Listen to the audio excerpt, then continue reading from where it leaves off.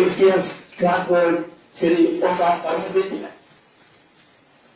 MD HRDC, Sivan Prakash Singh जी, CNO Manipur Sharma ji,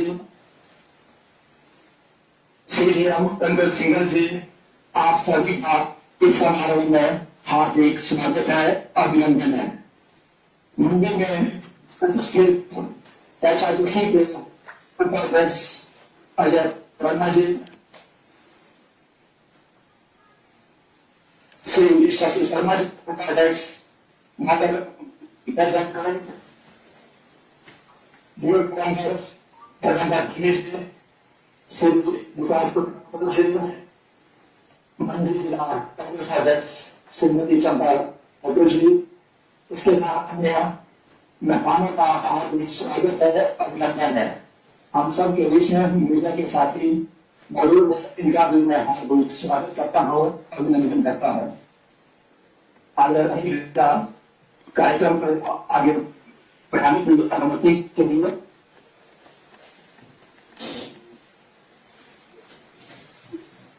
चलिए आप आगे। नमस्कार सबको।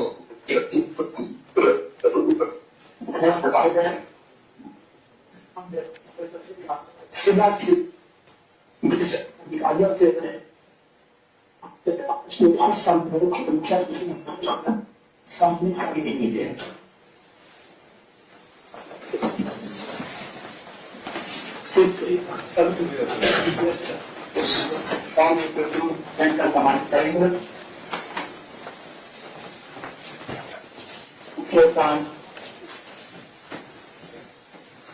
श्री शिवन प्रकाश सिंह जी, MD रामपुर प्रेसिडेंट का सम्मानित करेंगे। कान्हा मिलती है, कानून बिहार में जमीन लगाए केस की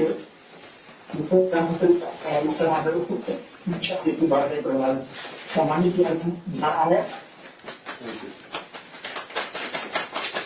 उसके साथ ही साथ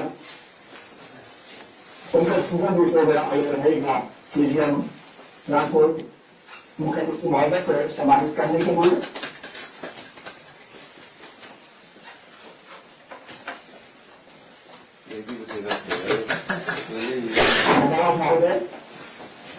सर, हमें कभी कभी तो मौका मिलता है।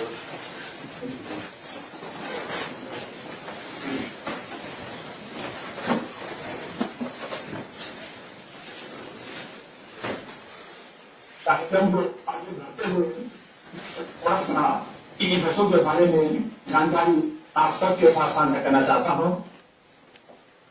इन बसों का संचालन हिमाचल प्रदेश में हरित स्वच्छ एवं टिकाऊ सार्वजनिक परिवहन व्यवस्था को मजबूत करने की दिशा में एक महत्वपूर्ण उपलब्धि है।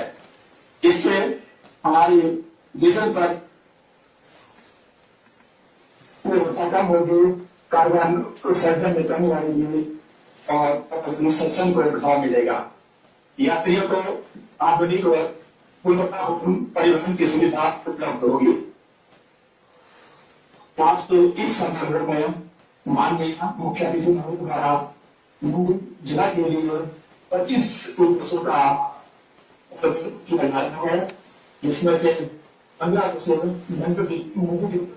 आवंटित की गई है, जबकि 10 बसें जो है सुंदरनगर डिपो के लिए आवंटित की गई है, जहां से इनका संचालित किया जाना है। आगामी चरण में कुतंगे बसों का संचालन और चार्जिंग स्टेशन की व्यवस्था के लिए आधारभूत सुविधा प्रस्तावित है।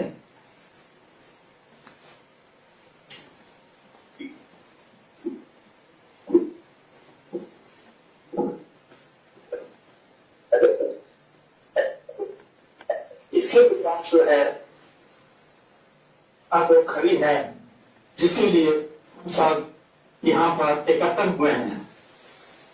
मेरा नंबर आना रहेगा और देश के माननीय सम्मानीय यशस्वी मुख्यमंत्री श्री डॉक्टर सुखविंदर सिंह सुक्खू जी से हम सब के मार्गदर्शन संबोधन के लिए। नमस्कार। HRTC को बहुत बहुत शुभकामनाएं, मंडी डिपो को, सुंदरनगर डिपो को, कि हमने इलेक्ट्रिकल बसेस आपको प्रदान की है। हमने पहले बजट में इलेक्ट्रिकल बसों की बात की थी। जब मैंने पहला बजट रखा था उस समय HRTC के कर्मचारी भी विश्वास नहीं करते हुए कि उन्हें कम से कम 300 बसेस इलेक्ट्रिकल की तरफ आएगी। टेंडर प्रक्रिया ही इनकी बड़ी लंबी होती है, लेकिन देर आए दुरुस्त आए। आज तकरीबन 297 बसेस आपको मिलने जा रही है। हमारी सरकार का प्रयास ये है कि HRTC अपने पांव पर खड़ी और सस्टेन करे। बसें सरकार खरीद कर दे रही है, सिर्फ चलाने का, ऑपरेशन का खर्चा ही HRTC को वहन करना है। लेकिन होता क्या है कि HRTC को हर साल हम 70 करोड़ रुपए देते हैं, यानी कि 840 करोड़ रुपया हम हर साल ग्रांट देते हैं। और बसेज भी हिमाचल प्रदेश की सरकार अब खरीद के दे रही है। 840 करोड़ ही HRTC जो टिकट से रेवेन्यू होता है या बस स्टैंड से रेवेन्यू होता है या शॉप से रेवेन्यू होता है, वो 840 करोड़ रुपया हर साल वो भी कमाती है। तो तकरीबन 1600-1700 करोड़ रुपया हम जब महज 3000 बसों को लिए देते हैं तो वो इकोनॉमिक्स ठीक नहीं है। तो हमने कहा कि इस इकोनॉमिक्स को ठीक करना है, क्योंकि अगर 5 साल में 16,000 पर साल के हिसाब से हमारा सरकार की तरफ से अगर हम 700 की एवरेज लगाए तो 3,500 करोड़ रुपया हम ग्रांट दे रहे हैं। ग्रांट का मतलब है कि उस पैसे का कोई हिसाब किताब नहीं है। 3,500 करोड़ HRTC अपने रेवेन्यू से कमा रही है, टिकट से कमा रही है। तो 7,000 करोड़ में 3,000 बसों का कहीं भी कोई अच्छा सफल इतना अर्थशास्त्र नहीं है। तो मेरा ये मानना है कि HRTC को एक तो पर किलोमीटर के हिसाब से जितना खर्चा पड़ता है, क्योंकि एम्प्लॉइज ऑपरेशन मेंटेनेंस कॉस्ट कम है, इसमें ध्यान देने की जरूरत है अगर सस्टेन करना है। आज तो इनको पैसा मिल रहा है, हम अपनी ट्रेजरी से काट के दे रहे हैं। अगर हम यही 700 करोड़ रुपया हम अपनी एक गारंटी पूरा करने के लिए लगा दे तो हमें HRTC को ग्रांट भी देने की जरूरत नहीं है। 500-1500 रुपए की जो गारंटी है वो जो इस ग्रांट से पूरी की जा सकती है।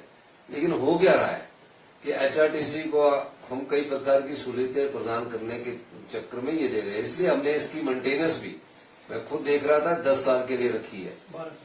10 से 12 साल के लिए, 2 साल मैंने बाद में बढ़ाई इनको टेंडर देने के लिए। अगला भी हमें 1000 बसेस लाना चाह रहे हैं। 200 बसेस हाइड्रोजन की लाना चाह रहे हैं। हाइड्रोजन इसलिए लाना चाह रहे हैं कि हम हाइड्रोजन के मामले में पायनियर स्टेट बने। इसका मैं इकोनॉमिक्स आपको इसलिए समझाना चाहता हूं कि हमारे पास पानी भी है और 14,000 मेगावाट रिन्यूएबल पावर भी है। और आने वाली जो एनर्जी है, डीजल और पेट्रोल और इलेक्ट्रिसिटी के बाद कोई बेस्ट वर्ल्ड की एनर्जी होगी पर्यावरण के हिसाब से, वो हाइड्रोजन है। पहला हाइड्रोजन का हम प्रोजेक्ट लगा रहे हैं नालागढ़ में, जिसमें इलेक्ट्रोलाइजर लगाकर हम ऑयल इंडिया लिमिटेड के साथ हमारा समझौता हुआ है। तो जब हाइड्रोजन में अगर हम पायनियर स्टेट बनते तो हमारे पास कैश की कभी कमी नहीं रहेगी और हाइड्रोजन बसेस का प्रचलन करेगा। इस बार मैंने कहा कि 200 बसेस हाइड्रोजन की लेनी है, क्योंकि हाइड्रोजन जो है उसकी ट्रांसपोर्टेशन बड़ी महंगी है, उसको ढोने का बड़ा खर्चा बड़ा आता है।